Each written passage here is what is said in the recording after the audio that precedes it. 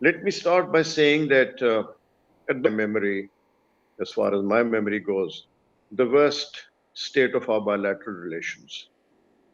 The question is, are we destined to live as adversaries forever? No. The answer is an emphatic no. And why do I say that? Because there have been instances in the past when things have not been moving in the direction that we would have liked. There was no dialogue, there was no discussion, there were no meetings, and no one better than Azaz who knows about it, how close we came to it, and then suddenly overnight things changed and back to square one. Uh, it gives me some hope, some optimism. We have to look at the scenario. Elections coming up, general elections coming up in India in April, May next year. We will be going through the same process sometime this year or early next year, sorry. So there's going to be a change of guard in Pakistan. And as things stand today, Modi is definitely going to perform a cricket terminology hat trick. So we have to see how do we move forward in view of this backdrop. What gives me hope is I go back to the Vajpayee period, 2003, 2008, when he took the bold step and started and initiated a dialogue process. It went quite smoothly till such time that the Mumbai terror attacks took place and everything was closed down.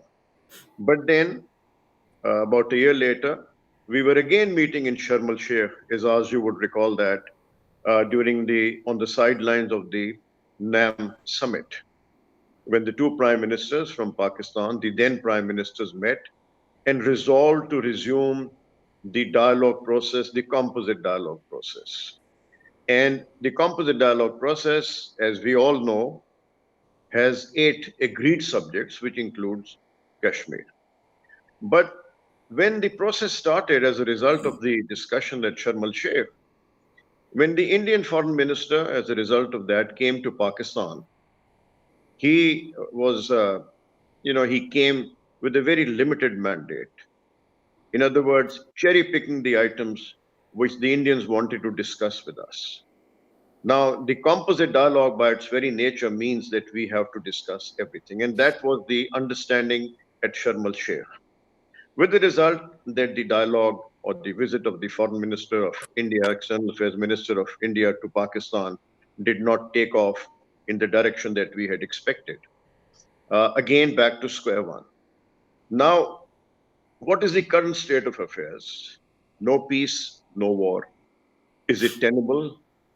In my view, no. We have to move forward, but how do we engage with India? Given the latest situation, the current situation, 2019, the revocation of Article 370, and the recent decision of the Indian Supreme Court upholding that decision, now that has given a new dimension to the whole issue of our bilateral relations. How do we go forward? What efforts need to be made? And certainly efforts need to be made to put the relationship back on track. At least a beginning should be made.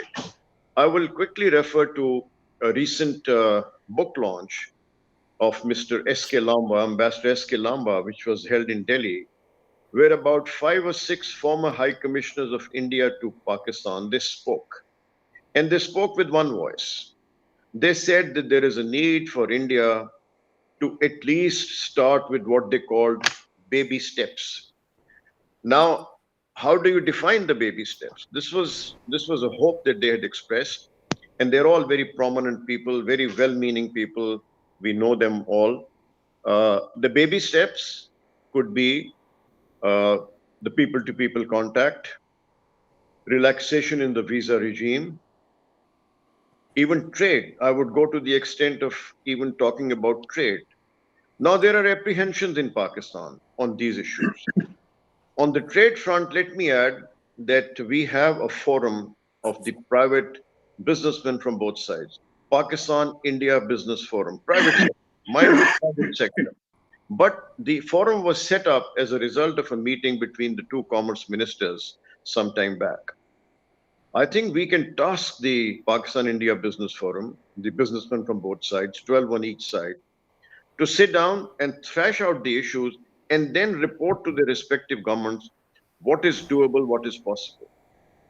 In the context of Pakistan India relations, there is something called doable and there is something called desirable. So let us begin with what is doable. But for that, we have to, in my view, I think we have to wait for 2024 elections in India. It has, as I said, Vajpayee took the lead. He took the bold step. That can be repeated. आपने बात की शुरू में अपने opening remarks में about opposing ideologies. Yes, by certainly, and Azaz has referred to the Hindutva and all that. But China and Pakistan is a case in point. Different ideologies, but the best of friends. Certainly, we cannot hope or we cannot really achieve that level of relationship, but relations can be improved, dialogue can take place. Azaz also referred to the need for connectivity. And in that context, SARC, I was the first ever director for SARC. Azaz, when I was director India, I was asked to become director SARC in addition to being director India. Uh, I'm sorry to say that in my view, SARC is quite a useless organization up till now. And the reason for that is the tussle between Pakistan and India, as a result of which other South Asian countries have become hostage to that animosity. Why isn't India agreeing to the SARC summit, attending the SARC summit? You know, it is our turn to host it. This is the age of what we are doing today. We can have a virtual summit. So there are many possibilities which can be presented, which can be talked. And before we go into further details, in my opening remarks, I would also go to the extent of saying that we must look into the possibility of reviving, if it is not taking place, and I have no information on that, the back channel process. The back channel has led to certain agreements in the past. In the recent past, the line of control agreement was a result of a back channel discussion. Uh, let's look into the possibility of that. These are steps which can be discussed, and how can they be discussed? Let's bring in the proverbial international global friends that we have. Can they impress upon India to see the desirability of engaging with Pakistan? Certainly, India stands to gain as well. It is. I don't agree when the Indians tell me that Pakistan is no longer on our radar screen. I think we have to make ourselves relevant. We are relevant. Despite India's efforts to isolate us, that is not going to succeed.